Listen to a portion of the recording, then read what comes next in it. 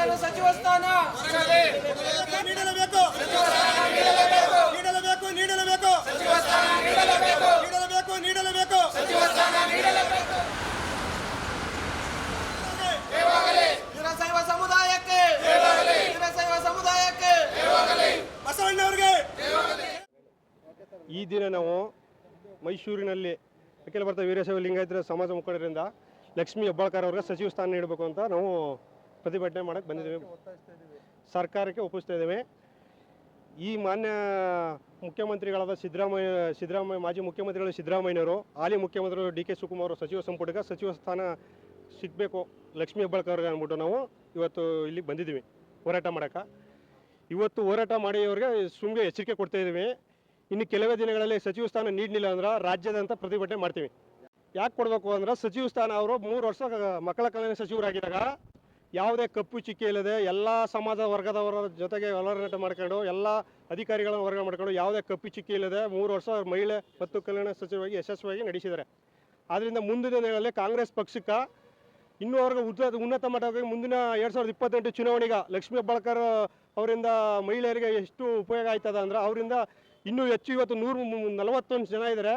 ಇನ್ನೂ ಹೆಚ್ಚು ಕಡಿಮೆ 180 ಜನ ತಲುಪಬೇಕು. 2028ಕ್ಕೆ ಚುನಾವಣೆ 28ಕ್ಕೆ 180 ಜನ ಗೆಲ್ಲಬೇಕು ಅಂತ ಕಾಂಗ್ರೆಸ್ ಪಕ್ಷ ಲಕ್ಷ್ಮೀ ಹೆಬ್ಬಾಳ್ಕರ್ ಅವ್ರಿಗೆ ಸಚಿವ ಸ್ಥಾನ ನೀಡಬೇಕು. ಅದರಿಂದ ಆಗ್ರಹ ಮಾಡ್ತಾ ಇದ್ದೀವಿ ನಾವು. ಯಾಕಂದರೆ ಒಂದು ಕಪ್ಪು ಚಿಕ್ಕೆಯಲ್ಲ ಯಶಸ್ವಿಯಾಗಿ ಅದು ಬೆಳಗಾವಿಲಿ ಇರೋದವರು, ಬೆಳಗಾವಿಯಿಂದ ಹಿಡಿದು ಇಡೀ ಕರ್ನಾಟಕ 30 ಜಿಲ್ಲೆಯಲ್ಲಿ ಅವರದಾದಂಥ ಚಾಕು ಮೂಡಿಸಿ ಮಹಿಳೆಯರಿಗೆ ಎಷ್ಟು ಅನುಕೂಲ ಆಗಿದೆ ಅಂದರೆ ಇವತ್ತು ಅವರು ಮಹಿಳೆಯರು ಒಬ್ಬರೇ ತಿರುಗಾಡಕ್ಕೆ ಆಯ್ತಿದ್ದಿಲ್ಲ. ಆ ಸ್ಥಾನದಲ್ಲಿ ಇದ್ದಾಗ ಅವರು ಎಷ್ಟು ಇದಾಗಿ ಮಹಿಳೆಯರಿಗೆ ತೊಂದರೆ ಆಗ್ಬಾರ್ದು ಅಂತ ಅಕ್ಕಪಡೆ ಬಿಟ್ಟಿದ್ದಾರೆ. ಇನ್ನು ಮುಂದಿನ ದಿನಗಳಲ್ಲಿ ಡಿ ಕೆ ಶಿವಕುಮಾರ್ ಅವರ CM ಕ್ಯಾಬಿನೆಟ್ಲಿ ಸಚಿವ ಸ್ಥಾನ ಕೊಟ್ಟರೆ ಅವರು ಇನ್ನೂ ಕರ್ನಾಟಕದಲ್ಲಿ ಇನ್ನೂ ಹೆಚ್ಚಿನ ಮಹಿಳೆಯರು ಅನುಕೂಲ ಆಗುತ್ತಾ, ಅವ್ರಿಗೆ ಸೇಫ್ಟಿ ಆಗುತ್ತಾ. ಸಚಿವ ಲಕ್ಷ್ಮೀ ಹೆಬ್ಬಾಳ್ಕರ್ ಅಕ್ಕ ಅವ್ರಿಗೆ ಸಚಿವ ಸ್ಥಾನ ನೀಡಲೇಬೇಕು. ಯಾವುದೇ ಕಾರಣಕ್ಕಾದರೂ ಅವರು ಸ್ಥಳ ಮಕ್ಕಳಿಂದ ಕಾಂಗ್ರೆಸ್ನಲ್ಲಿ ಗುರುತಿಸ್ಕೊಂಡು ಮಾಜಿ ರಾಜ್ಯ ಅಧ್ಯಕ್ಷರಾಗಿದ್ದರು. ಎಲ್ಲ ಕಾರ್ಯಕರ್ತರನ್ನ ಎಲ್ಲ ಜನಾಂಗದವರು ವರ್ಗದವ್ರಿಗೆ ಹೊರನಟ ಇಟ್ಕೊಂಡಿದ್ದಾರೆ. ಯಾಕಂದರೆ ನಾವು ಅದನ್ನೆಲ್ಲ ನೋಡಿ ಅವ್ರ ಕೆಲಸ ನೋಡಿ ಇವತ್ತು ನಾವು ನಮ್ಮ ಸಮಾಜದಿಂದ ಪ್ರತಿಭಟನೆ ಮಾಡ್ತೇವೆ. ನಾವು ಎಚ್ಚರಿಕೆ ಕೊಡ್ತಾ ಇದ್ದೀವಿ. ಸುರ್ಜೇವಾಲ ಇರ್ಬೋದು, ರಾಹುಲ್ ಗಾಂಧಿ ಅವರು ಇರ್ಬೋದು, ಸಿದ್ದರಾಮಯ್ಯನವರು ಇರ್ಬೋದು, ರಣದೀಪ್ ಸುರ್ಜೇವಾಲ ಅವರು ಇರ್ಬೋದು, ವೇಣುಗೋಪಾಲ್ ಅವರು, ಎಲ್ಲರಿಗೂ ಎಚ್ಚರಿಕೆ ಕೊಡ್ತಾ ಇದ್ದೀವಿ. ಇದು ಶಾಂಪಲ್ ತೋರಿಸ್ತಾ ಇದ್ದೀವಿ. ಏನಂದ್ರೆ ಇನ್ನು ಸ್ವಲ್ಪ ದಿನ ಕೊಡಲಿಲ್ಲ ಅಂದರೆ ಅವ್ರಿಗೆ ಸಚಿವ ಸ್ಥಾನಗಳು ರಾಜ್ಯದಂತ ಪ್ರತಿಭಟನೆ ಮಾಡ್ತೀವಿ. ನನ್ನ ಹೆಸರು ಜಯಕುಮಾರ್ ಅಂತೇಳಿ, ನಾನು ಸಾಗರ ತಾಲೂಕು ಅಖಿಲ ಭಾರತ ವೀರಶೈವ ಮಹಾಸಭಾದ ಕಾರ್ಯದರ್ಶಿ, ಹಾಗೆ ಕಾಂಗ್ರೆಸ್ ಪಕ್ಷದ ಪ್ರಜಾಪ್ರತಿನಿಧಿ ಅಧ್ಯಕ್ಷರು.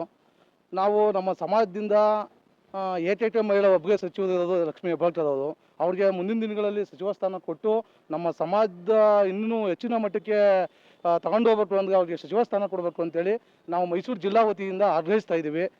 ಹಾಗಾಗಿ ಡಿ ಕೆ ಶಿವಕುಮಾರ್ ಅವರು ಮತ್ತು ನಮ್ಮ ಸಿದ್ದರಾಮಯ್ಯ ಸಾಹೇಬ್ರು ಅವರಿಬ್ಬರು ಆಪ್ತ ಬಣದಲ್ಲೂ ಸಹ ಗುರುತಿಸ್ಕೊಂಡಿದ್ದಾರೆ. ಹಾಗಾಗಿ ಅವ್ರಿಗೆ ಸಚಿವ ಸ್ಥಾನ ಕೊಡಬೇಕು ಅಂತೇಳಿ ನಾವು ಮನವಿ ಮಾಡ್ಕೊಳ್ತಾ ಇದ್ದೀವಿ. ನನ್ನ ಹೆಸರು ದೇವಾಮಣಿ ಅಂತ, HD ಕೋಟೆ ತಾಲೂಕು ಸಮಾಜದ ಮಹಿಳಾ ಅಧ್ಯಕ್ಷರಾದ ಹೆಸರು ದೇವಾಮಣಿ.